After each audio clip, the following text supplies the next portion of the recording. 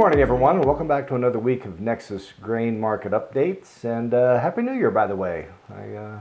Happy to report that tax season, for at least from the perspective of the grain merchant, is clearly now in our rearview mirror, and we're here to focus on grain merchandising tactics and the S&Ds and the technicals that support our markets. So let's just get right to the markets.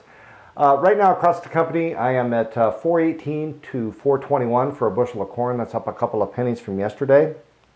That is tracking still pretty well with the high back in mid-November that the soy market set.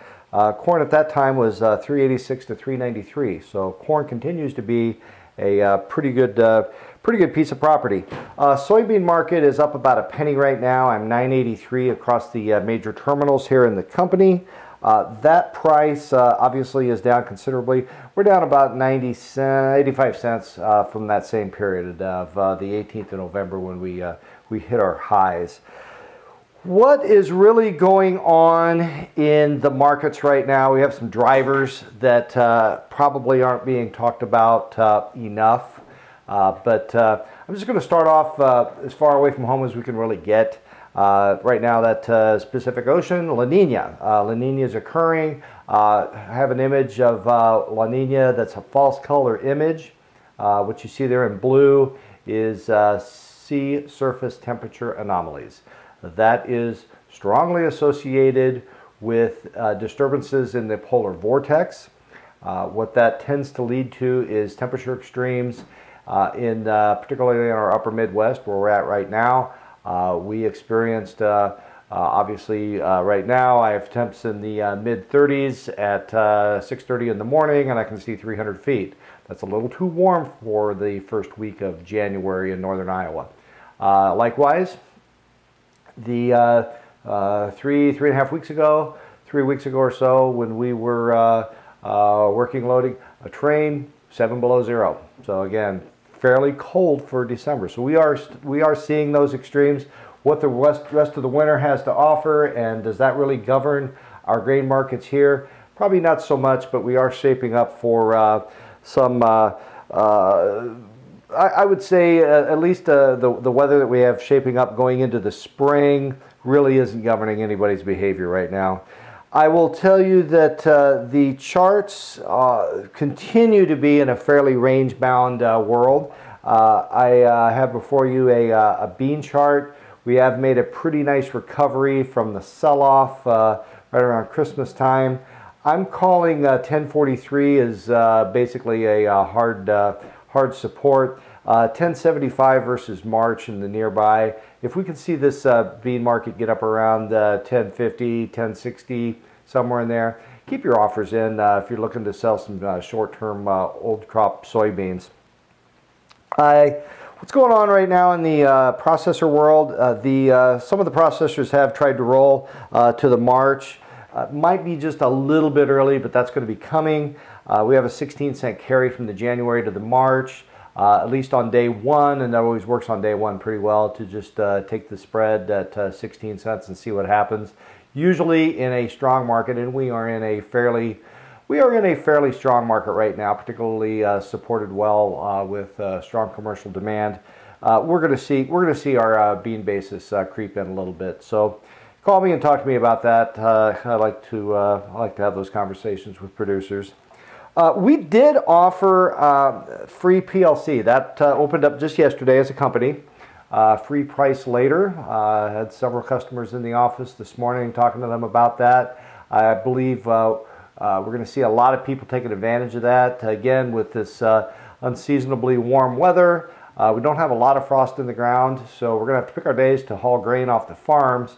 But for those that want to haul now, price later, it's a pretty good opportunity. So be thinking about that. There's no cost to you for doing so. Monday, we have a crop production report and a stocks report. You know, what are we really going to see from that? Really, the big news again. I don't like to wallow in this subject, but we are way behind with soybean export shipments. We have the last number printed for a soybean number was 290 million bushels. that number could easily swell to something with a 5 in front of it. I don't expect to see that on Monday, but when we really get to the end of the day, we probably are looking at, in reality, a stocks to use ratio for soybeans somewhere around 10%. The company right now, we are in the process of establishing a schedule for some grower meetings that you're going to be hearing about. We're looking at February for some Iowa grower meetings. We do have a summit coming up in late February up in Austin, Minnesota. More to come on that in a little bit. One of the things I want to bring up today is usage of the app. Again, we live in an electronic world today. Nexus has an app that's been available for some time. We have very good acceptance of that. I do want to encourage all of you that have not checked it out to please do so. It's an exceptionally good, it's a very good product. We keep improving it every day, and we welcome your feedback. That's how our app is going to get better and better serve you. What else do we have to talk about coming up? Crop production. We will be hosting averaging contracts for those of you that have not looked into that. There's a couple of strategies for both old crop and new crop right now. Start with the new crop averaging. We have an in-house averaging product that's available.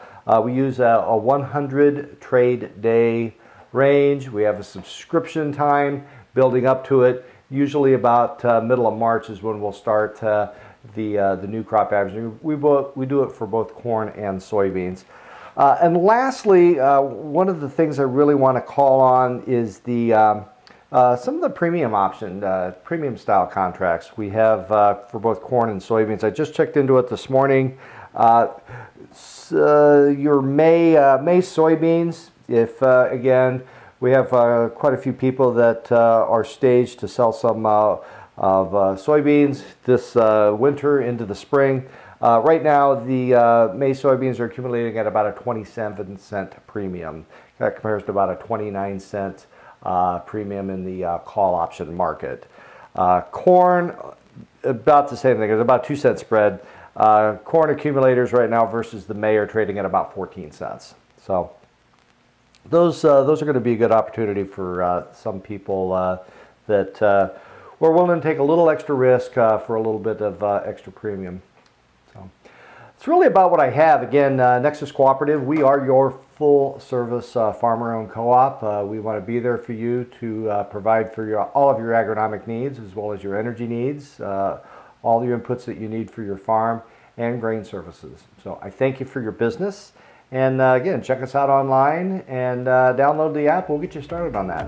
Thank you very much. Goodbye now.